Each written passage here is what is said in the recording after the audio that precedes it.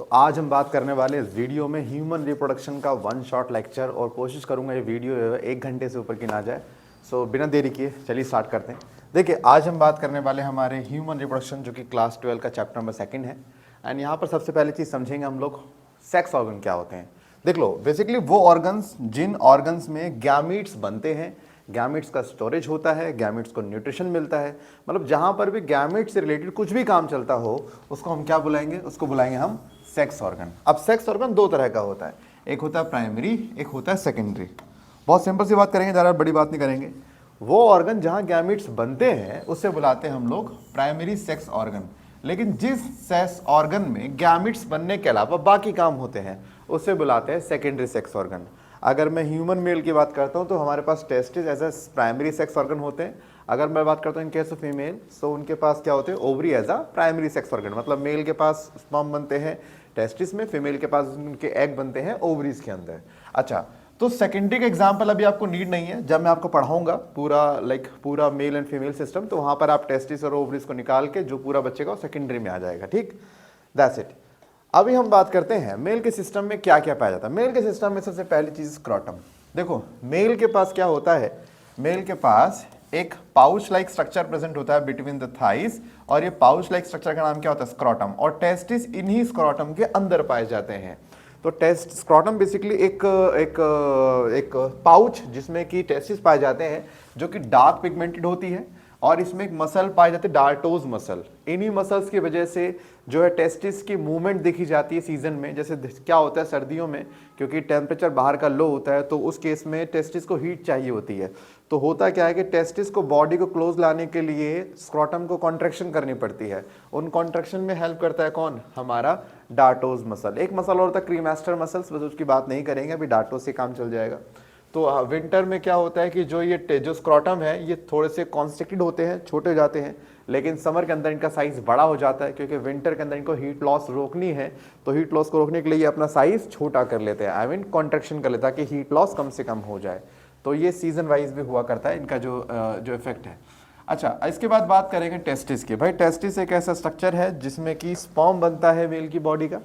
Testis हमेशा body के बाहर पाए जाते हैं, एक्स्ट्रा एब्डोमिनल होते हैं। इसका भी लॉजिक बड़ा सिंपल है। स्पर्म को बनने के लिए 2 से 2.5 डिग्री सेल्सियस कम टेम्परेचर चाहिए होता है।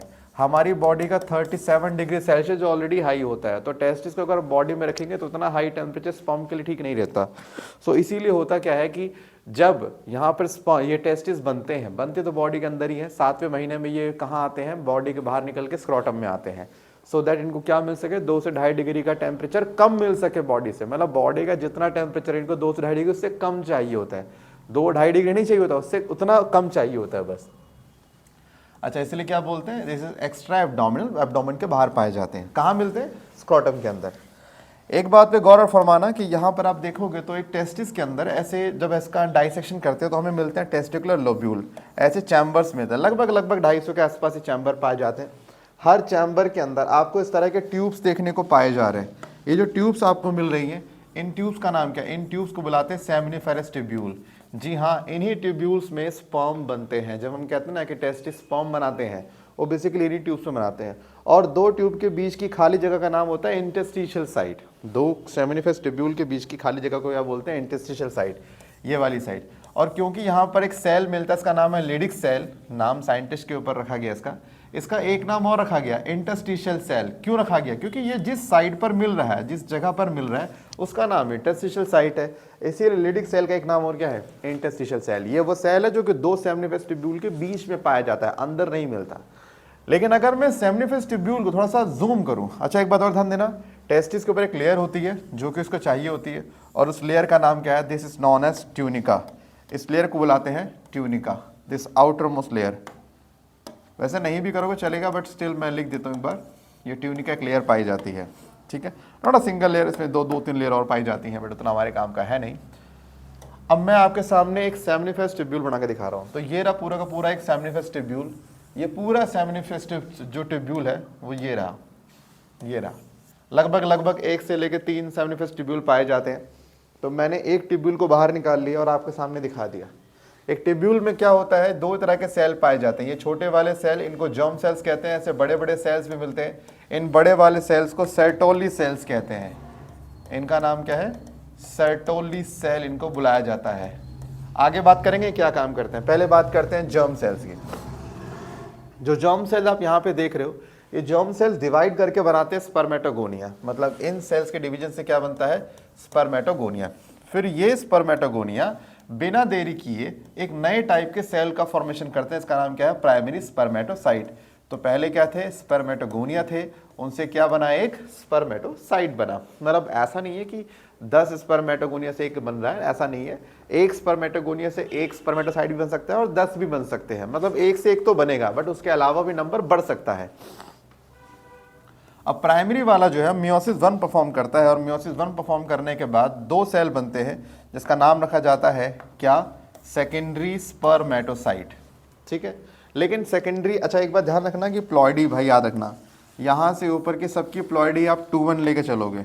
ठीक है, इसके ऊपर की सबकी प्लॉइडी क्या रहेगी, 2-1, इसके नीचे के सबकी प्लॉइडी क्या रहेगी, n, मतलब इसकी तो 2-1 है, लेकिन यहाँ से n, मतलब सेकेंडरी के बाद सब आप n लेके चलना। तो मियोसिस 1 के बाद 2 सेल बनते हैं सेकेंडरी स्पर्मेटोसाइट, जो कि मियोसिस 2 को कंटिन्यू करते हैं और बनाते हैं एक स्ट्रक्चर जिसे हम क्या बुलाते हैं, स्पर्मेटिड। ये स्पर्म नहीं है, ये जैसे एक स्पर्मेटिड है, ये कन्वर्ट होता है स्पर्मेटोजोआ में। अब इस कन्वर्जन के लिए इसे ढेर सारा न्यूट्रिशन चाहिए होता है, तो वो सारा न्यूट्रिशन को कहाँ से मिलता है, सर्टोली सेल से। इसलिए सर्टोली सेल्स का काम जो है ना, जैसे था ना कि वो एंथर के अंदर टैपेटम का काम होता है, एग्जैक्टली वैसा काम किसका है, सर्टोली सेल्स का होता है। सर्टोली सेल्स यहाँ पे नरिशमेंट प्रोवाइड कराता है, चाहे वो मेल जर्म सेल्स का हो, चाहे वो तुम्हारा ये स्पर्मेटिड हो, और जब इनको न्यूट्रिशन मिलता है तब जाके कन्वर्ट होते हैं एक हाईली एडवांस फॉर्म में जिसे स्पर्मेटोजोआ कहते हैं, और स्पर्मेटोजोआ की शॉर्ट फॉर्म है स्पर्म। जी हाँ, स्पर्मेटोजोआ को ही स्पर्म बुलाया जाता है शॉर्ट में। और जब ये स्पर्मेटिड से स्पर्मेटोजोआ बनता है, इसको बुलाते हैं स्पर्मियोजेनेसिस। लेकिन जब ये बनता है स्पर्मेटोजोआ, तो होता तो कहाँ, ये होता तो हमेशा इसी सर्टोली सेल के अंदर ही है। फिर सर्टोली सेल से जब ये बिल्कुल तैयार हो जाता है रिलीज होने के लिए, तो जब इसको रिलीज करते हैं, तो release of spermatozoa from the Sertoli cell, this is known as spermiation. Confuse ना होना, स्पर्मेशन रिलीज को बोलते हैं, स्पर्मजेनेसिस एक तरह का कन्वर्जन को बुलाया जाता है।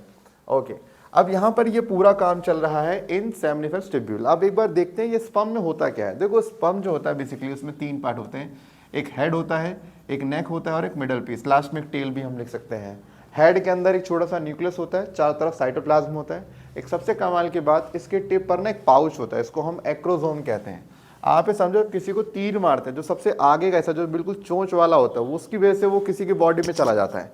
अगर मैं आगे का जो तीर वाला हिस्सा है उसका मैं वो पार्ट कट करके इसको, मतलब ये जो चोंच वाला पार्ट है निकाल दूं, तो और अब जब मैं ये वाला तीर मारूंगा तो किसी के लगेगा नहीं, क्योंकि ये जो टिप वाला पार्ट था इसी की वजह से वो पेनिट्रेट करता है किसी की बॉडी में। एग्जैक्टली सेम, जब स्पर्म को ओवम के अंदर एंटर करना होता है तो स्पर्म को अपने एक्रोसोम की हेल्प चाहिए होती है। बिना एक्रोसोम को स्पर्म जो है वो कभी ओवम के अंदर एंटर कर नहीं सकता। सो ऑलवेज रिमेंबर, एक्रोसोम की वजह से स्पर्म की एंट्री होती है इनसाइड द ओवम। ये प्लीज आप इसको नोट करें। देन इनके पास आता है यहाँ पर ये नेक में 2 सेंट्रियोल पाए जाते हैं, जिसने 11th पढ़ी सो पता है। सेंट्रियोल बेसिकली वो जो कि सेल डिवीजन में हेल्प करता है। इसके मिडल पीस में बड़ी एक कमाल की बात है, माइटोकॉन्ड्रिया पाया जाता है। एम से मिडल पीस, एम से mitochondria, and mitochondria provides energy to the sperm for movement. Like जब स्पर्म को मूव करना होता है inside the female body, then it requires a lot of energy, and that energy driven from mitochondria which is present in middle piece. And after the middle piece it has flagella जो कि basically centriole से बनता है। और यहाँ पे अगर बात करूँ, एक इंसान जो है सीमन रिलीज करता है, लगभग 3 ml के आसपास रिलीज करता है। 1 ml में 100 मिलियन स्पर्म होते हैं, तो 3 का मिलाएंगे 300 मिलियन स्पर्म। इसको बोलूँ सरल भाषा में 30 करोड़ स्पर्म, जिसमें से 60% स्पर्म तो लंगड़े लूले होते हैं, मतलब खराब होते हैं, डिफेक्टिव। ले दे के 40% स्पर्म ही जो है काम के होते हैं। तो अगर आपको लगता है ना कई बार कि सर वो स्पर्म जो बहुत ज़्यादा प्रोड्यूस कर रहा है फिर भी बच्चे पैदा नहीं हो रहे, अरे भाई सारे स्पर्म ठीक नहीं बनते। ये मान के चलो अगर आपकी बॉडी 40 करोड़ स्पर्म बना रही है, तो मान के उसमें 25 या 30 करोड़ तो स्पर्म खराब ही होंगे। ले दे के 10-12 करोड़ ही स्पर्म उसमें हेल्दी निकलते हैं, तो वो बात होती है। और हाँ, स्पर्म में जो ये फ्लैजेला है ये इसे जिगजैग मूवमेंट प्रोवाइड कराता है, एंड फिर उसी से आप जानते हैं इसकी मूवमेंट होती है। आगे बढ़ते हैं, कुछ स्लाइड पे आते हैं। अच्छा, ये मैंने टेस्टिस का डायग्राम बनाया, इसमें मैंने दिखाया है कि टेस्टिस में क्या क्या है। ये सबसे पहले सेमनिफेरस ट्यूब्यूल है। सेमनिफेरस ट्यूब्यूल के स्पर्म जो है वो निकल कर एक नेटवर्क जैसे एरिया में आता है। ये जो पूरा नेटवर्क है, ठीक है, ये पूरा नेटवर्क वाला एरिया, इसे बुलाते हैं rete testis.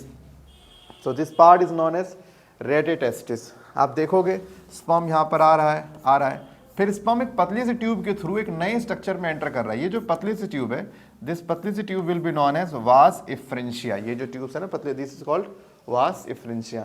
And after the vas efferentia there is a huge structure known as epididymis. और ये एक्चुअल में कह सकता हूँ कि यहाँ पर स्पर्म की मैच्योरेशन होती है। इवन जो कहते हैं स्पर्म के अंदर जो फंक्शनल कैपेसिटी है फ्यूज करने की ओवम के साथ, वो यहीं से उसको मिलती है। और यहाँ पर स्पर्म स्टोर हुआ करते हैं। ये मेन साइट है स्पर्म की स्टोरेज की। इसके अलावा जब यहाँ से एक ट्यूब और निकलती है, इसका नाम है वास डिफरेंस।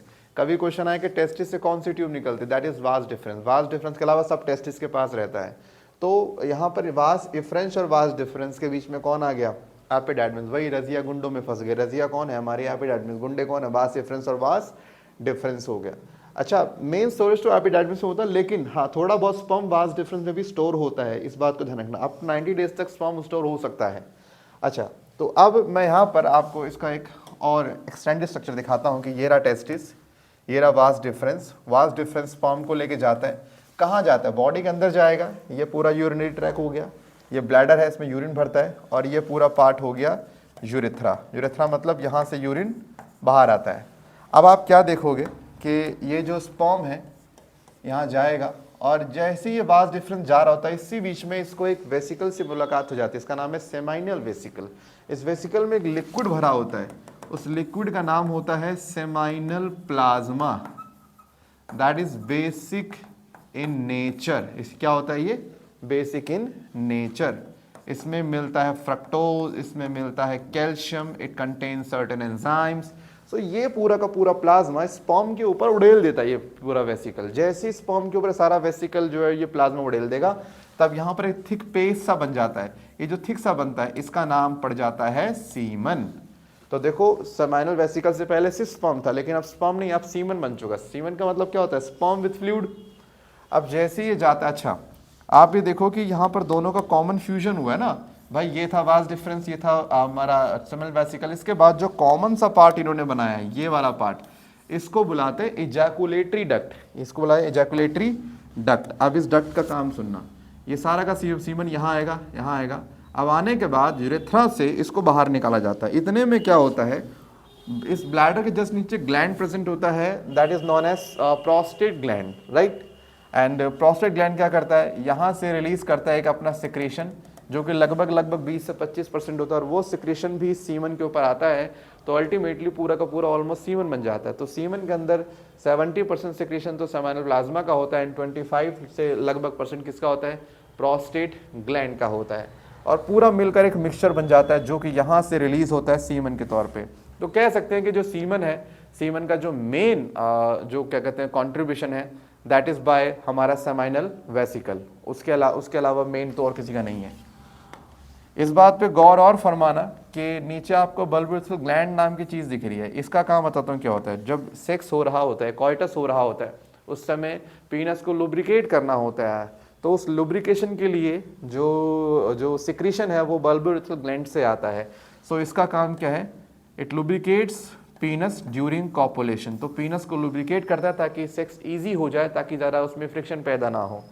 ओके, अब ये पूरा structure this is known as penis. और देखो बायोलॉजी में ना सेक्स नहीं बोलते हैं, कॉपुलेशन, कॉइटस, सेक्सुअल इंटरकोर्स ये सब बुलाया जाता है। खासकर कॉइटस और कॉपुलेशन तो कॉमन से वर्ड है। तो क्योंकि ये जो पीनस है ये कॉपुलेशन में हेल्प करता है, दैट्स वाई इसको बुलाते हैं कॉपुलेटरी ऑर्गन। इसमें देखेंगे तो इसका जो हेड है उसका डायमीटर काफ़ी ज़्यादा है। This head is known as glans penis. और इसके ऊपर स्किन की एक बड़ी पतली सी फोल्ड होती है। इस पतली सी फोल्ड को बोलते हैं फोरस्किन या प्रेप्यूस बुलाया जाता है। कुछ रिलीजन में इसको हटाया जाता है, उनके धर्म की मान्यता के हिसाब से जैसा भी है, उसको हम सर्कमसीजन कहते हैं। तो इस्लामिक धर्म के अंदर जो है वो फोरस्किन को हटाया जाता है, ना कि ग्लांस पीनस को। सिर्फ एक पतली सी स्किन काटी जाती है, दैट्स इट। उसके अलावा और कुछ नहीं होता। अच्छा, अब ये तुम्हारा का पूरा मेल का सिस्टम हो गया। अब देख रहे हैं टेस्टिस से स्पर्म अगर यहाँ तक बॉडी के बाहर तक लाना, ये वास डिफरेंस का काम होता है। इस बात को नोट करिएगा। अब बात करते हैं कि ये सारा कंट्रोल हार्मोन करते हैं कि स्पर्म कब बनेंगे कब नहीं में। तो कैसे करते कंट्रोल, बहुत सिंपल सा है। जब बच्चा जवान होता है, 11-12 साल का होता है, उसकी बॉडी में हाइपोथैलेमस एक हार्मोन का लेवल बढ़ाता है जिसका नाम है GnRH, जो कि पिट्यूटरी को मैसेज भेजता है कि 2 हार्मोन छोड़े, LH और FSH। जैसे ही LH हार्मोन सेक्रीट होता है, वो लिडिक सेल को कमांड भेजता है कि वो रिलीज करे टेस्टोस्टेरोन, और टेस्टोस्टेरोन की वजह से स्पर्म फॉर्मेशन को स्टार्ट करना पड़ता है, और इसी टेस्टोस्टेरोन से थोड़े से करेक्टर्स भी मेल वाले आते हैं। अच्छा, फिर एफएसएच कमांड भेजता है सेटोलिसर और जर्म सेल्स को कि स्पर्म फॉर्मेशन को शुरू किया जाए। तो बेसिकली इस तरह से एक मैकेनिज्म चलता है, बड़ा सिंपल सा मैकेनिज्म चलता है, जिससे बॉडी क्या बनाती है, स्पर्म बनाती है, और स्पर्म बनाने को हम लोग क्या बुलाते हैं, स्पर्मेटोजेनेसिस। ऐसा ही एक किस्सा फीमेल के पास भी होता है। फीमेल की बॉडी में क्या होता है, जहां पर जैसे हम पढ़ते हैं मेल में स्पर्मेटोजेनेसिस, ऐसे मेल में होता है oogenesis। उसमें क्या होता है, एक सेल होता है जिसका नाम होता है ओगोनिया, जो डिवाइड करके बनाती है प्राइमरी ओसाइट। हम पढ़ रहे हैं अभी oogenesis, ये फीमेल का केस है। तो उसमें क्या होता है, वो बनाएगी प्राइमरी oocyte। इसमें मियोसिस 1 होती है, लेकिन एक कमाल की बात क्या है कि मेल में तो 2 सेल बनते सेकेंडरी स्पर्मेटोसाइट, बट यहाँ पर एक ही बनता है सेकेंडरी साइट, और एक बनता है छोटा सा सेल जिसको बुलाते हैं फर्स्ट पोलर बॉडी। मतलब ये बेसिकली एक डेड सेल होता है। तो बेसिकली मान लो 2 बच्चे पैदा हुए, एक बच्चा तो डेड है, एक बच्चा लिविंग है, तो ये लिविंग बच्चा है। तो डिवीजन भी आगे इसी में कंटिन्यू होती है। सो ये करेगा मियोसिस 2 करेगा, इसके 2 करने से एक नया सेल पैदा होगा, जिस सेल का नाम ओवम होगा, और दूसरी बनेगी यहाँ पर सेकेंड पोलर बॉडी।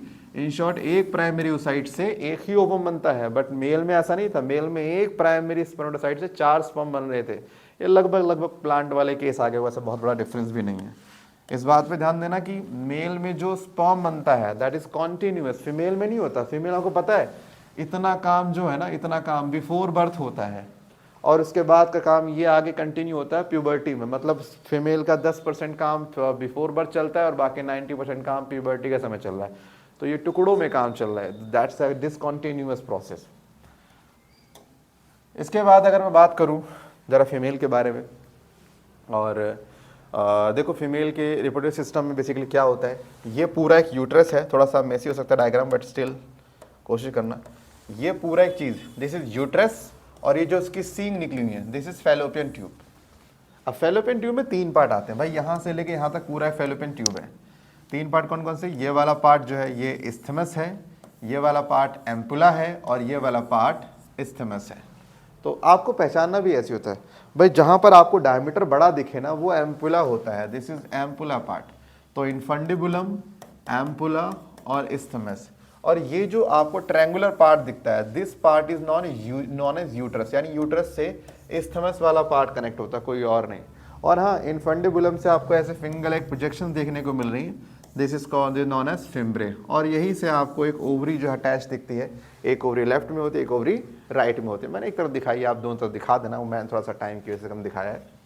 और ध्यान देना, यूट्रस के 3 पार्ट हैं। यूट्रस का अपर मोस्ट पार्ट फंडस कहलाता है, यूट्रस का मिडल पार्ट कहलाता है बॉडी, यूट्रस का लोअर पार्ट कहलाता है सर्विक्स। तो यूट्रस के 3 पार्ट है, हेड, बॉडी और नेक, मतलब वो पैर मान लो उसके।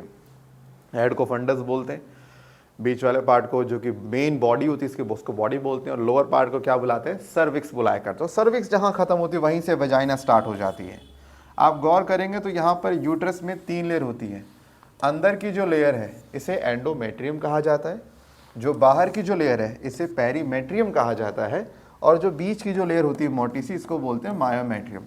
मैं आपको बता दूं, इसी मायोमेट्रियम में स्मूथ मसल्स पाई जाती हैं, और इन्हीं मसल्स की वजह से बच्चे की डिलीवरी होती है। हम जब कहते हैं ना कि ड्यूरिंग डिलीवरी की लाइक वुमेन को कहा जाता है कि you have to just push hard, so वो जानते हो वो पुश हार्ड कहाँ से होता है।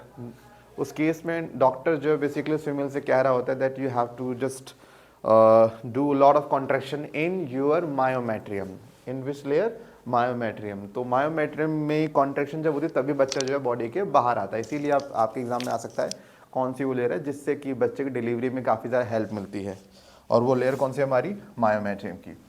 ओके, अब मैं हम बात करते हैं सीधा अगले मुद्दे पे आते हैं। मैं आपके सामने एक ओवरी का डायग्राम बना के दिखा रहा हूँ।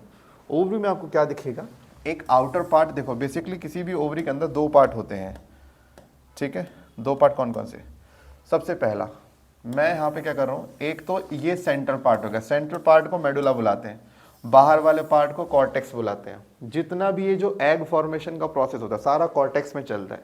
मेडुला में तो बस ब्लड सप्लाई मिलती है, ब्लड सप्लाई, नर्व सप्लाई, कुछ भी मिलना होगा कहाँ से मिलेगा, वो सब सेंटर को मिलता है, मेडुला को मिलता है, कॉर्टेक्स को सप्लाई नहीं मिलती। आप देखोगे कॉर्टेक्स में तो हुआ क्या है, कॉर्टेक्स में यहाँ पर कुछ सेल्स बने हैं, ये छोटे छोटे सेल्स का नाम ओगोनिया है। मैंने आपसे जैसे पहले, यहाँ पर ये आपका ओगोनिया बनता है, और ऐसा मानो जैसे ना ग्रुप में एक लीडर होता है और बाकी सारे उसके चेले चपाटे होते हैं, वैसे ही किस्सा यहाँ पर भी है। ये सेल का ग्रुप उगोनिया, जिसमें से एक उगोनिया ग्रो करके क्या बनाता है, प्राइमरी ओसाइट। जो बाकी ग्रो नहीं कर पाते वो बनाते हैं फॉलिकुलर सेल्स। तो जो प्राइमरी ओसाइट है फिर वो आगे क्या, अच्छा ये जो पूरा प्राइमरी फॉलिकल कहलाता है, मतलब primary oocyte with follicle sales के लेयर ना प्राइमरी फॉलिकल। आगे चल के जब इसके ऊपर 1 से 2 लेयर और बन जाती है तब इसे बोलते हैं सेकेंडरी फॉलिकल, मतलब एक अपग्रेड हो गया। सब कुछ वही है, अभी भी अंदर प्राइमरी ओसाइट है, कुछ चेंज नहीं आया। लेकिन जब आगे चल के ये प्राइमरी ओसाइट डिवाइड करके यानी मियोसिस 1 करके एक सेकेंडरी ओसाइट बनाता है, तो सेकेंडरी ओसाइट के चारों तरफ अब फॉलिकल की लेयर और बढ़ जाती है, लेकिन अब एक छोटी सी कैविटी बन जाती है उन फॉलिकल सेल्स में। और ये जो छोटी सी कैविटी बनती है, this cavity is known as antrum. और इस एंट्रम की वजह से हम ये पहचान पाते हैं कि this is the tertiary follicle. Exam में आता भी है, आप कैसे पहचानेंगे कि ये tertiary follicle? Answer is fluid filled cavity antrum will show us that whatever you are seeing is just tertiary follicle. So ये जो एंट्रम है that is a fluid filled thing, it's not a like empty thing. अब यहाँ पर ये tertiary follicle है, अब और ज़्यादा ये बड़ा हो जाता है, इसको बुलाते हैं ग्राफिन फॉलिकल। कैविटी और बड़ी हो गई थे, जो थीका सेल्स थे वो उतनी है, लेकिन उनमें लेयर्स बनने लग जाती हैं और अल्टीमेटली ये पूरा स्ट्रक्चर बनता है ग्राफिन फॉलिकल, जिसमें हमारा सेकंड अंदर क्या है, सेकेंडरी oocyte। अभी ओवम नहीं बना है। और फिर यहाँ से जब इस ग्राफिन फॉलिकल से सेकेंडरी साइड बाहर निकलता है, इसी को ओव्यूलेशन कहा जाता है। जब ग्राफिन फॉलिकल से सेकेंडरी साइड बाहर रिलीज होता है, that is called as ovulation. और बाद में चल के ये सेकेंडरी ओसाइट ओवम में कन्वर्ट हो जाती है मियोसिस 2 को पूरा करके। लेकिन इस मियोसिस 2 को पूरा करने के लिए स्पर्म चाहिए होता है, स्पर्म ही है जो मियोसिस 2 करवाता है किसकी, सेकेंडरी ओसाइट की। तो इन शॉर्ट में कह सकता हूँ ओवम तब बनेगा जब स्पर्म प्रेजेंट होगा। बाकी आप खुद लगा लो दिमाग, अगर स्पर्म है तो ओवम बनेगा। अब ओवम स्पर्म क्या करेंगे, फ्यूज करेंगे, यानी क्या बनाएंगे, जाइगोट। यानी जितनी बार जाइगोट बनेगा उतनी बार ही ओवम बनेगा, सिर्फ इन शॉर्ट बोल सकता हूँ मैं। अच्छा, ये तुम्हारा हो गया follicle development. This whole process known as follicle development, जिसके अंदर आपको ध्यान रखना है कि ये जो प्रोसेस प्राइमरी तक का है ये तो बच्चे के पैदा होने से पहले होता है, लेकिन जो इसके बाद का प्रोसेस है ये वाला, ये बच्चे के पैदा होने के बाद होता है। तो ये प्रोसेस पैदा होने से पहले और ये सेकेंडरी से लेके पूरा ये कब होता है, बच्चे के पैदा होने के बाद, यानी पीरियड्स के समय। पीरियड्स के समय यहाँ से आगे कहानी बढ़ती है, लेकिन जब फीमेल पैदा नहीं होती तब उसने इतनी कहानी तो ऑलरेडी हो चुकी होती है इसकी बॉडी के अंदर। अब अगर मैं बात करूँ आपके सामने एक सबसे important topic, that is the menstrual cycle, जैसे हम पीरियड्स भी आम भाषा में कहा करते हैं। पीरियड्स जो कि फीमेल की एज लाइफ में जब पहली बार स्टार्ट होती है उसे मेनार्क बोला जाता है, और जब ये लाइफ में आखिरी बार होती है उसे मेनोपॉज बोला जाता है। तो आम तौर पे जो मेनार्क है वो लगभग 12 साल के आसपास ये स्टार्ट हो जाता है, 12 से 13 मान सकते हो, बट बुक्स में 10 लिया जाता है। और मेनोपॉज यानी पीरियड लास्ट टाइम जब होते हैं वो 50 साल की एज में होते हैं। कोई ऐसा जनरल नहीं है, बट ठीक है, जनरली एक वैल्यू मैंने मान ली है, जनरली बुक में ये लिखा जाता है। तो मेंस्ट्रुअल साइकिल जो कि 28 से 29 दिन की होती है, मतलब पूरे एक महीने के पीरियड्स कभी नहीं होते, बेसिकली 28 से 29 दिन के पीरियड्स होते हैं। अब इसके हम 3 फेज में डिवाइड करते हैं। One is called menstrual phase, second is called proliferative phase, third is called luteal phase. Menstrual phase जो पहला फेज 3 से 5 दिन का होता है, जब फीमेल के पीरियड स्टार्ट होते हैं ना तो उसकी बॉडी में एक हार्मोन का लेवल ड्रॉप हो जाता है। उस हार्मोन के लेवल के ड्रॉप होने की वजह से, जिसका नाम है प्रोजेस्टेरॉन, जैसे ही हार्मोन का लेवल फीमेल की बॉडी में कम होता है उसका यूट्रस का एंडोमेट्रियम रप्चर हो जाता है और वहाँ से ब्लड निकलना चालू होता है। और ये फेज 3 से 5 दिन तक चलता है। यानी पहले फेज में प्रोजेस्टेरॉन के डाउन जाने से एंडोमेट्रियम फट जाती है, ब्लड वेसल फट जाते हैं, जिससे वहाँ से ब्लड आना चालू हो जाता है लगभग 3 से 5 दिन तक। और जो ब्लड आता है उसे मेंसिस कहते हैं। तो वो मेंसिस होता है जो ब्लड पूरा निकल कर आता है। And it will keep continue for 3 to 5 days, minimum 3 days but up to 5 days। ये डिपेंड कर सकता है, sometime it just go like 7 days, 8 days और 10 days। But if this thing is happening with you, that means you are going through some kind of anxiety or you are having some kind of spicy food। देखो basically भाई ये periods ना आगे पीछे भी होते हैं, ये आपके मेंटल स्टेट पे डिपेंड करता है, what kind of mental state you are having now and what kind of food you eat, है ना, what kind of lifestyle you adopted. So उन सब चीज़ों पे डिपेंड करता है। अच्छा, पहले फेज में तो इतनी कहानी आएगा, लेकिन सेकंड फेज में जलवा स्टार्ट होता है। पहले फेज में एंडोमेट्रियम डिस्ट्रॉय हो गई, मतलब बहुत जगह से वो ब्रेक हो गई। तो अगले फेज में क्या करते हैं, पहले उसको रिपेयर करते हैं। रिपेयर करने में सेल्स के नंबर को बढ़ाना पड़ता है। सेल्स के नंबर के बढ़ाने को प्रोलिफरेशन ऑफ सेल्स कहते हैं। और क्योंकि अगला फेज जो कि 6 से लेकर 14 दिन तक चलता है, इस फेज के अंदर एंडोमेट्रियम को रिपेयर किया जाता है by increasing the number of cells. That's why इसका नाम रखा गया है प्रोलिफरेटिव फेज। तो आप पहले याद रखें इसका नाम प्रोलिफरेटिव फेज क्यों है, क्योंकि यहाँ पे प्रोलिफरेशन ऑफ सेल्स यानी सेल्स के नंबर को बढ़ाया जाता है। आप ध्यान से देखें, ये था एंडोमेट्रियम डैमेज हुआ था, यहाँ पे सेल्स के नंबर बढ़ाए गए और पूरा इसको हील कर दिया गया है। ये तो मैंने बताया यूट्रस में क्या हो रहा है। आइए बात करते हैं, देखते हैं ओवरी में क्या हो रहा है। देखो सेम टाइम पर ओवरी में भी एक मैकेनिज्म चल रहा होता है। ओवरी के अंदर मैं बात कर रहा हूं फर्स्ट सेकंड फेज की, तो ये रहा ओवरी, अभी सेकंड फेज चल रहा है। सेकंड फेज में क्या होता है ना, जैसे यहां पर जैसे फॉलिकल था, बेसिकली हमारे पास प्राइमरी फॉलिकल था। अब सेकंड फेज में जो पिट्यूटरी ग्लैंड है वो बहुत तेजी से LH और FSH को रिलीज करना स्टार्ट करता है। FSH जैसे जैसे स्टार्ट होता है वो फॉलिकल की ग्रोथ को और बढ़ाता है। अब सोचो, फर्स्ट फेज में FSH का लेवल डाउन था, लेकिन सेकंड फेज में FSH बढ़ने लगा, पिट्यूटरी ने भेज दिया उसको। जैसे पिट्यूटरी ने FSH को बढ़ाया, FSH के बढ़ाने से प्राइमरी फॉलिकल कन्वर्ट हुआ सेकेंडरी फॉलिकल में, वो हुआ टर्शरी फॉलिकल में, वो हुआ ग्राफिन फॉलिकल में, तभी तो उसका नाम FSH रखा है, फॉलिकल स्टिमुलेटिंग हार्मोन। फॉलिकल को स्टिमुलेट करना कि वो अपनी ग्रोथ करे। और जैसे जैसे FSH बढ़ता है वैसे वैसे LH भी बढ़ता है, यानी सेकंड फेज के अंदर फॉलिकल की डेवलपमेंट हो रही है। इसीलिए सेकंड फेज का नाम हमने फॉलिकुलर फेज भी रखा हुआ है। आपके एग्जाम में आ सकता है, इसे फॉलिकुलर फेज क्यों बुलाया जाता है। अब इस फेज के अंदर फॉलिकल ग्रो करके तीसरा काम और होता है, जैसे जैसे LH और FSH बढ़ता है तो 14th डे जब आता है, तो 14th डे तक आते आते आप मानोगे नहीं कि FSH का लेवल और LH का लेवल, खासकर LH का लेवल पीक पर होता है।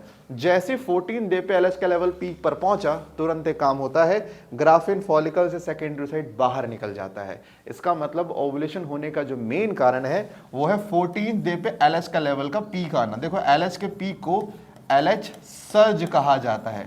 जब LH अपना पीक लेता है उसको LH सर्ज कहते हैं।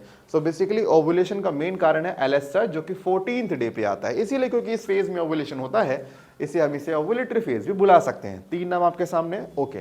तीसरा फेज हमारा ल्यूटियल फेज। भाई अब ऐसा हो गया कि ठीक है, हमने ओवम को रिलीज कर दिया, सेकंड सेट को रिलीज कर दिया। अब क्या होगा, अब जो ग्राफिन फॉलिकल की बॉडी बची है इसका कलर पीला पड़ जाता है। ग्राफिन फॉलिकल की बॉडी अभी ओवरी में है, लेकिन सेकंड सेट कहाँ रिलीज हो गया, फैलोपियन ट्यूब में चला गया। दोनों के लोकेशन अलग अलग, भाई कंफ्यूज मत होना। अब ये जो ओवरी में रह गया हमारा ग्राफिन फॉलिकल की बॉडी कन्वर्ट होती है येलो कलर की बॉडी में, इसका नाम है कॉर्पस ल्यूटियम, जो येलो कलर में होता है। अब इसको चिंता सता रही है कि जो सेकेंडरी साइड गई है ये फर्टिलाइज करेगी, जायगोट बनाएगी, एम्ब्रियो बनाएगी, और कहाँ आएगी, एंडोमेट्रियम पे। उस एंडोमेट्रियम को अच्छा बनाने की जिम्मेदारी इस कॉर्पस ल्यूटियम ने ली होती है। इसको LH से कमांड मिलता है कि फटाफट तुम ढेर सारी मात्रा में प्रोजेस्टेरॉन और एस्ट्रोजन को छोड़ो। क्यों, जब ये ज्यादा छोड़ेंगे प्रोजेस्टेरॉन और एस्ट्रोजन, तो जो यूट्रस है, यूट्रस की एंडोमेट्रियम की लाइनिंग बहुत अच्छी हो जाएगी। क्यों अच्छी हो जाएगी, ताकि ये जब वहां पर एम्ब्रियो बनाकर पहुंचेगी तो उसे एक अच्छा सरफेस मिलेगा। इस काइंड ऑफ बाप ने अपनी बेटी भेज दी, लेकिन वो जहां पर जाकर रहने वाली है ये उसके घर का इंतजाम पहले ही कर रहा है, पहले ही साफ सफाई वहां कर रहा है कि भैया मेरी बेटी वहां जाकर रहने वाली है।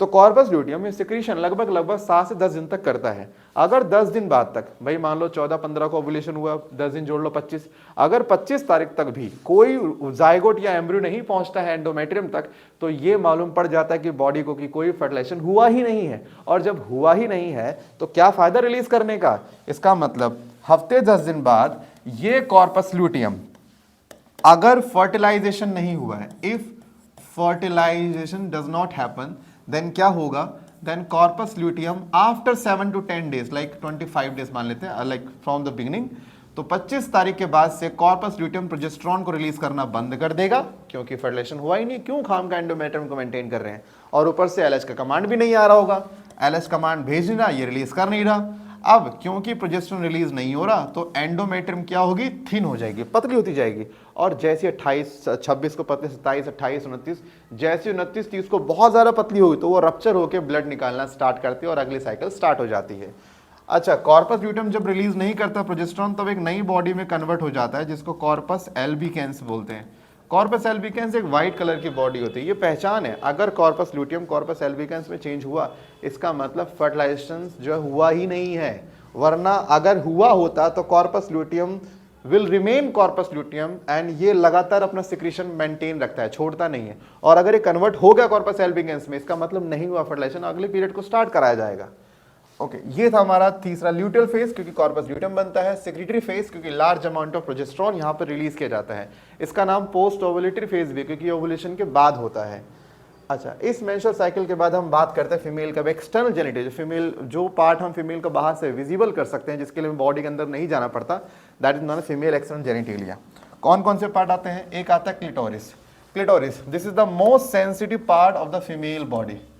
This is the most sensitive part of the female body. मानोगे नहीं, जो टिश्यू मेल के पीनस में पाया जाता है, एक्जैक्टली सेम टिश्यू क्लिटोरिस में पाया जाता है। इवन जब जेंडर ट्रांसफॉर्मेशन होता है उस केस में क्लिटोरिस को भी बड़ा करके उसका पीनस का नाम दिया जाता है।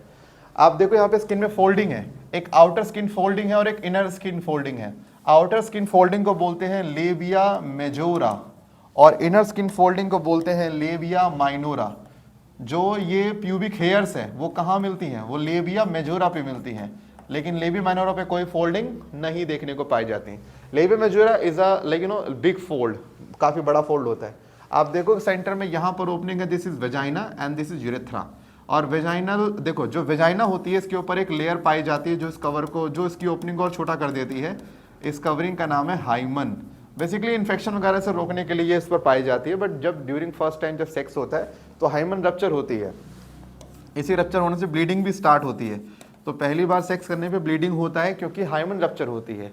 बट ऐसा कोई जरूरी नहीं है, लोगों ने इसको वर्जिनिटी का साइन मान लिया कि अगर पहली बार सेक्स करें और ब्लीडिंग हो रही है मतलब हाइमन प्रेजेंट है, क्योंकि आमतौर पर सेक्स से ही या कॉइटस से ही ये ब्रेक हुआ करता है। बट अगर women lower body part exercise ज्यादा कर रही है, लाइक कोई खो खो एक्टिविटी या घुड़सवारी या साइकिलिंग ऐसे कर रही है, उसमें भी अपने आप रप्चर हो जाती है। अब ये रप्चर अगर अपने आप हो गई और कॉइटस की और ब्लीडिंग नहीं आया है तो उसमें आप ये नहीं कह सकते कि she is not virgin, she is still virgin. तो हम ये इसको बहुत ट्रू साइन नहीं मानते वर्जिनिटी का, तो इस पे ज्यादा ना जाए, इतना ज्यादा कोई ट्रू साइन नहीं है। And this is the anus and this whole structure is known as like female external genitalia.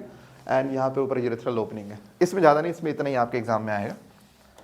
बाकी अगर आपको डिटेल जाननी तो आप मेरा फुल लेक्चर देखें यूट्यूब पे, उसमें आपको अच्छे अच्छे टॉपिक मिल जाएंगे। फिर बात करते हैं फीमेल मेमरी ग्लैंड के बारे में। भाई मेमरी ग्लैंड जिसे हम ब्रेस्ट कहते हैं इंग्लिश में, बट बायोलॉजिकल टर्म ब्रेस्ट नहीं, it's a mammary gland.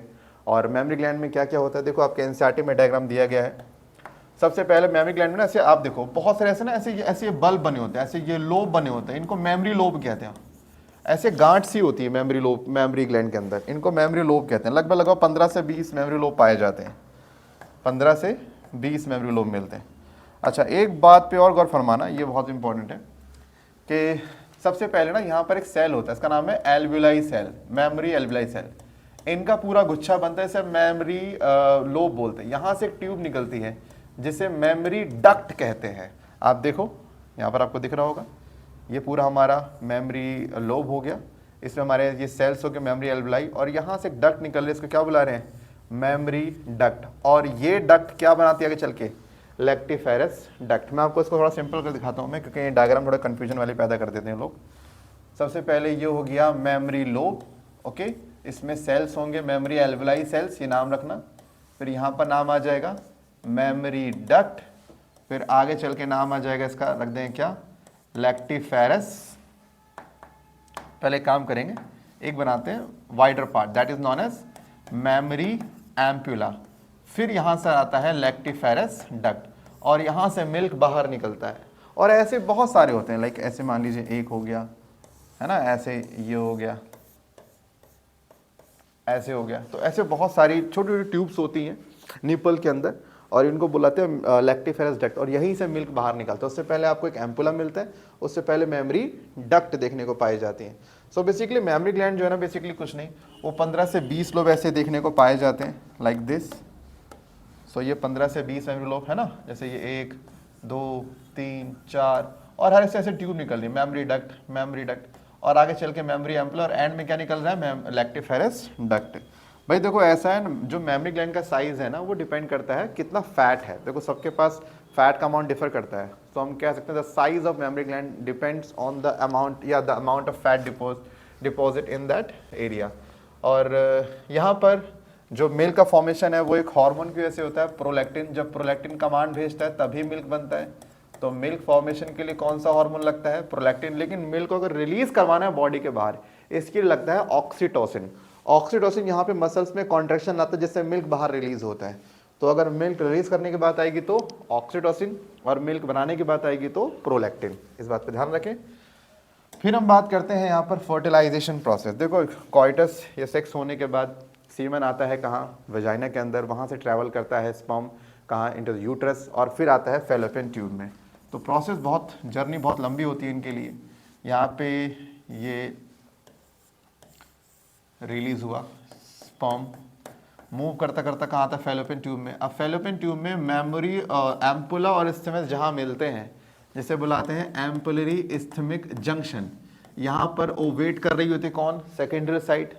Sperm हमारा आता है, स्पर्म क्या करता है, इससे फ्यूज करता है, और जब स्पर्म इससे फ्यूज करता है तो एक ही स्पर्म जो बहुत स्पीड में होगा वही करेगा। अगर एक से ज़्यादा स्पर्म सेम टाइम पे टच करेंगे ओवम सबको रिजेक्ट मार देती है, तो किसी एक का ही यहाँ पर एक्सेप्टेंस देखने को पाया जाएगा। जैसे एक एंटर कर जाता है, सुनो उसके बाद क्या होता है। देखो सेकेंडरी ओसाइट में ना, सही है, सेकेंडरी ओसाइट है, जब ओवम बनाती है तो इसके ऊपर एक लेयर बनती है मोटी सी। इस मोटी सी लेयर का नाम होता है जोना पैलिसिडा। ये लेयर बनती है ना, ये ओवम की लेयर होती है। जैसे ही इसमें एक स्पर्म एंटर कर जाता है, मान लो स्पर्म का जो न्यूक्लियस आ गया, उसका हेड का कंटेंट आ गया। स्पर्म तो खैर कभी एंटर नहीं करता, स्पर्म के हेड का थोड़ा बहुत कंटेंट एंटर कर जाता है, बस इतना ही होता है। तो यहाँ पर बाकी मान लो स्पर्म का बाकी पार्ट जो है वो कहीं बाहर रह गया, ये स्पर्म है, ठीक है, ये बाकी पार्ट बाहर रह गया। तो जो स्पर्म अंदर आता है, तुरंत एक स्पर्म के आने के बाद जोना पैलिसिडा के नीचे एक बड़ी हार्ड सी लेयर बन जाती है, जो औरों को आने से रोकती है फर्दर। अब ये हार्ड जो लेयर होती है, इसको भाई कोई नहीं तोड़ सकता। ये बनाई क्यों गई है, ताकि एक स्पर्म के अलावा दूसरा कोई स्पर्म अंदर एंटर ना कर जाए। जरूरी है भाई, वरना काम का दिक्कत हो जाएगी। तो यहाँ पर बेसिकली पॉलीस्पर्मी को रोकने के लिए बनाया गया। भाई एक स्पर्म अगर एक ओवम से करेगा फ्यूज तो मोनोस्पर्मी, और अगर एक दार से करेगा तो मतलब एक ओवम अगर ज़्यादा स्पर्म से करेगी तो पॉलीस्पर्मी। पॉलीस्पर्मी को रोकने के लिए ही क्या किया गया है, ये लेयर बनाएंगे। लेकिन ये लेयर बनती कब है, सिर्फ एक स्पर्म के एंटर करने के बाद। जैसे ही हुआ अंदर फीमेल का न्यूक्लियस फ्यूज करेगा, ज़ायगोट बनेगा। ज़ायगोट बनने के बाद अच्छा बाहर ना एक लेयर कोरोना रेडियाटा भी होती है, वो जैसे ही फर्टिलाइजेशन हुआ वो गायब हो जाएगी, लेकिन जोना पैलिसिडा रहेगी, ये नहीं जाने वाली। अब ये फर्टिलाइजेशन कहाँ होता है, फैलोपियन ट्यूब के एम्पुला और इस्थमस के जंक्शन में देखने को पाया जाता है। अब उसके बाद क्या होगा, देखिए जैसे ही यहाँ पर फर्टिलाइजेशन हुआ तुरंत एक ज़ायगोट बनता है, और ज़ायगोट बनने के बाद जैसे ही ज़ायगोट बनता है, ज़ायगोट बनने के बाद जो तुरंत पहला काम होता है कि सबसे पहले ज़ायगोट जब बनता है इसमें डिवीजन होती है।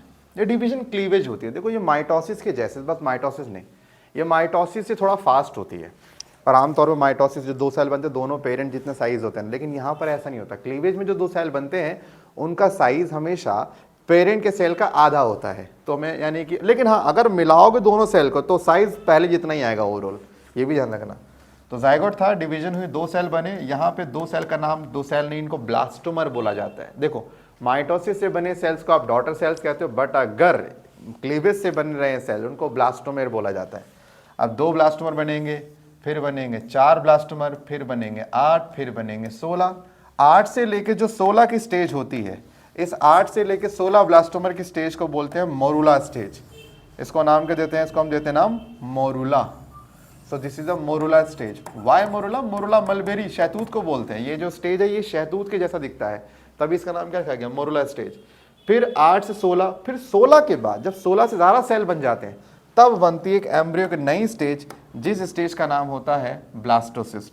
अब ब्लास्टोसिस्ट में सबसे पहले एक लेयर तो आपको मिलती है बाहर, जिसको बुलाते हैं ट्रोफोब्लास्ट।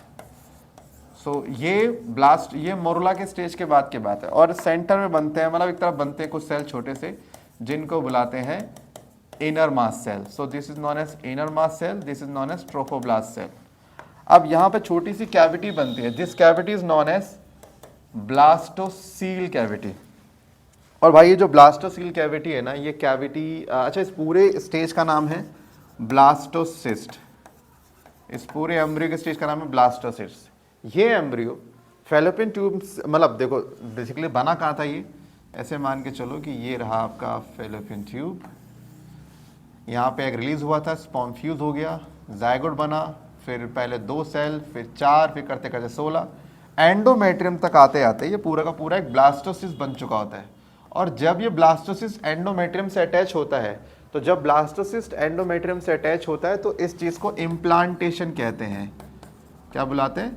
इम्प्लांटेशन। और इम्प्लांटेशन होने को प्रेगनेंसी कहा जाता है। सो मैं कह सकता हूं कि attachment of blastocyst to the inner wall of endometrium will be known as implantation. और इम्प्लांटेशन के दौरान ही प्लेसेंटा बन जाती है। कहीं भी लग जाए, यहाँ लग जाए या ऊपर फंडस पे लग जाए, मान लो यहाँ लग गया, तो जब ऊपर लगेगा तो एक स्ट्रक्चर बनेगा, इसका नाम क्या है? प्लेसेंटा। प्लेसेंटा बनती भी सिंपल तरीके, ट्रोफोब्लास्ट की लेयर जो होती है ना, ये एक फिंगर लाइक प्रोजेक्शन बनाती है, इसको बुलाते हैं कोरियोनिक विलाई। और हमारा यहाँ पर मान लीजिए इनर मास सेल आ गया, ठीक है, ये, और ये रहा हमारा एंडोमेट्रियम। तो बेसिकली होता है क्या है कि दोनों ना फिंगर लाइक प्रोजेक्शन बनाते हैं, जिसके बाद प्लेसेंटा बनती है। और भाई प्लेसेंटा 7वें दिन बन जाती है। जैसे ही प्लेसेंटा बनेगा तुरंत फीमेल की बॉडी में एससीजी नाम का हार्मोन आएगा, और एससीजी नाम का हार्मोन फीमेल के ब्लड में आया, इसका मतलब प्रेगनेंसी कंफर्म। कई बार वो ना जो ग्रेविडेक्स टेस्ट जिससे स्ट्रिप से पता लगता है, उसमें यूरिन की बूंद डालते हैं, पता करते हैं उसमें प्रेगनेंसी है कि नहीं, वो यही होता है भाई। उसमें बस ये सेकंड लाइन जो आती है वो एससीजी की आती है। सो एससीजी है मतलब कंफर्म है भाई प्रेगनेंसी है, क्योंकि एससीजी बन कहाँ से रहा है? प्लेसेंटा से। प्लेसेंटा कब बनता है? Only after the pregnancy. So इसलिए अब यहाँ पे प्लेसेंटा के भाई काम बहुत सारे हैं। प्लेसेंटा मान लीजिए ये रहा पूरा प्लेसेंटा, ये रहा, और ये एक नाड़ी है, इसको अम्बिलिकल कोर्ड कहते हैं। प्लेसेंटा क्या करती है आप सुन लीजिए, आप इसको लिखते रहना जो मैं बोल रहा हूँ। प्लेसेंटा बेसिकली यहाँ पे CO2 को रिमूव करना हो, O2 सप्लाई करना हो, वेस्ट रिमूव करना हो, खाना सप्लाई करना हो, हर काम प्लेसेंटा ही कराया करती है। और इसी नाड़ी के थ्रू, अम्बिलिकल कोर्ड के थ्रू बच्चे को हर चीज़ मिलती है। अच्छा, बच्चा ना एक कवरिंग में होता है 9 महीने तक, इस कवरिंग का नाम होता है एमनियोन। इसमें फ्लूइड होता है एमनियोटिक फ्लूइड। फायदा इस चीज़ का फीमेल को भाई, एक फ्लूइड में रहेगा बच्चा तो मदर को बच्चे का एक्चुअल वेट फील नहीं होगा, क्योंकि उससे बॉयंसी मिल रही होती है। लेकिन जब डिलीवरी का समय आता है तो ये जो एमनियोन रप्चर हो जाती है।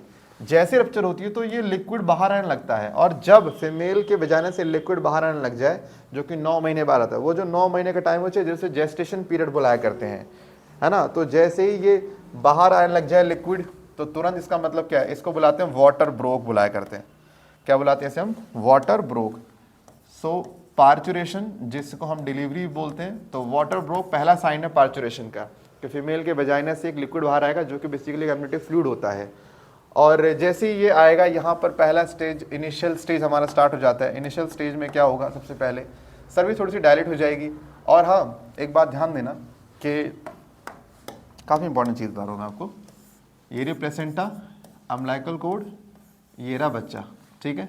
जब यहाँ से कवरिंग रप्चर होकर फ्लूइड बाहर आ रहा है तो बच्चा ना हैंग करेगा, वैसे जब हैंग करेगा तो खींचेगा किसको? प्लेसेंटा पे जोर मारेगा। तो प्लेसेंटा और फीटस से एक मैसेज जाता है मदर के पिट्यूटरी ग्लैंड को कि आप रिलीज करिए ऑक्सीटोसिन। कहाँ से जाएगा? फीटस से और प्लेसेंटा से जाता है। इसको बोलते हैं फीटल इजेक्शन रिफ्लेक्स। एक रिफ्लेक्स जाता है, तुरंत मदर छोड़ते हैं ऑक्सीटोसिन, जिससे मायोमेट्रियम में कॉन्ट्रैक्शन पैदा होती है। ऑक्सीटोसिन का काम है मायोमेट्रियम में भयंकर वाली कॉन्ट्रैक्शन को लेकर आना, और जब मायोमेट्रियम में कॉन्ट्रैक्शन होगी तो ये जो बच्चा है ये बाहर आने लग जाता है। और जब बाहर आएगा, इसको क्या बुलाते हैं? इसको एक्सपल्जन स्टेज बुलाया जाता है। उसके बाद फिर यहाँ पर लास्ट में फिर जो प्लेसेंटा है उसे भी निकाला जाता है, उसे हम प्लेसेंटल स्टेज कहते हैं। फिर कहते हैं डिलीवरी पूरी हुई। बच्चे डिलीवरी के बाद देखो 9 महीने का पीरियड होता है, इसको हम 3 ट्राइमेस्टर बांट सकते हैं, फर्स्ट ट्राइमेस्टर, सेकंड, थर्ड। पहले ट्राइमेस्टर में बच्चा बनता है, बच्चे का जो मेन फॉर्मेशन है फर्स्ट ट्राइमेस्टर में होता है। तो फर्स्ट ट्राइमेस्टर सबसे ज़्यादा सेंसिटिव होता है। इवन कोई भी चीज़ फीमेल को रिकमेंड नहीं करते बाहर से खाने के लिए जब तक डॉक्टर के सजेशन ना हो। और जो सेकंड थर्ड है, इसमें बच्चा सिर्फ ग्रो करता है, बनता नहीं है। बच्चे के बॉडी पार्ट सिर्फ बनते पहले 3 महीने में, अगले 6 महीने सिर्फ ग्रो करता है। अच्छा, सबसे पहला पार्ट जो बॉडी का बच्चे का बनता है जो है वो है दिल, जो पहले महीने के आखिरी हफ्ते में बन चुका होता है। एक चीज़ का ध्यान देना, जब बच्चा पैदा होता है उसके बाद मदर उसे जो है मिल्क प्रोवाइड कराती है फॉर फ्यू डेज। तो इनिशियल टाइम पे जो उसे मिल्क मिलता है उसे हम बुलाते हैं कोलेस्ट्रम। इनिशियल कुछ दिन का जो मिल्क होता है उसे बुलाते हैं कोलेस्ट्रम। और बच्चे के लिए कोलेस्ट्रम एक अमृत समान है, क्योंकि इसमें एक एंटीबॉडी पाई जाती है, IgA एंटीबॉडी। अब बच्चे के में इम्यूनिटी तो है ही नहीं, तो मदर के उसी मिल्क से उसे क्या मिल जाती है? इम्यूनिटी मिल जाती है। इसलिए मदर को अपने इनिशियल डेज के मिल्क को वेस्ट नहीं करना चाहिए, वो बच्चे के लिए बहुत ज़्यादा कारगर साबित हो सकती है। ओके, अब यहाँ पर हमने बात कर ली। अच्छा, यहाँ पर कुछ चीज़ें हैं जो आप पढ़ोगे आपको पता लग जाएगा, जैसे कुछ हार्मोन फीमेल रिलीज करती है during pregnancy, like HPG, HCL, है ना। तो प्लीज़ आप ये सब चीज़ें पढ़ लीजिएगा। लेकिन प्रोजेस्टेरोन, एस्ट्रोजन, ये कॉमन हार्मोन है, फीमेल हमेशा रिलीज करती है। एक बात ध्यान दीजिए कि बच्चा जो है वो एंडोमेट्रियम से लगता है 9 महीने के लिए। तो एंडोमेट्रियम को मेंटेन रखने के लिए क्या चाहिए? हाई प्रोजेस्टेरोन और वो जानते हो शुरू के 2 से 3 महीने तो कॉर्पोलेटम रिलीज कर देगा प्रोजेस्टेरॉन, लेकिन 2 से 3 महीने बाद प्लेसेंटा खुद से रिलीज कर देता है क्या, प्रोजेस्टेरॉन। तो अब आप ये समझ लीजिए कि पूरे 9 महीने जब प्रोजेस्टेरॉन हाई है, एंडोमेट्रियम रप्चर नहीं होगी, इसलिए पीरियड भी स्टार्ट नहीं होते।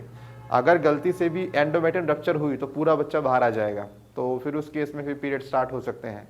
तो याद रखना कि इसीलिए 9 महीने जो बच्चे जो 9 महीने पीरियड्स नहीं होते, क्योंकि बेसिकली इसमें प्रोजेस्टेरॉन क्या होता है, प्रोजेस्टेरॉन लेवल बहुत ज़्यादा हाई होता है। ओके, तो वीडियो में उम्मीद करता हूँ आपको समझ आया होगा, पसंद आया होगा, और आए हैं तो मुझे भाई लाइक करें, मतलब मुझे नहीं, मेरे वीडियो को अगर लाइक करें, कमेंट करें, जो भी है। और अगर इसमें कुछ रह गया तो भाई भूल चूक माफ़, आप थोड़ा सा पढ़ लीजिएगा, क्योंकि मेरे पास लिमिटेशन होती है घंटे की, मैं ज़्यादा नहीं खींच चाहता, वरना ये चीज़ मैं 2 घंटे 3 घंटे 4 घंटे पढ़ा सकता हूँ, बट मुझे पता आपके पास टाइम की सख्त कमी है। तो अगर आपको इस वीडियो से 80% समझ में आया तो मेरा बनाना सक्सेसफुल हुआ। फिर मिलते हैं नेक्स्ट वीडियो में नए टॉपिक के साथ, जब तक के लिए बाय बाय, टाटा, शब्बा खैर।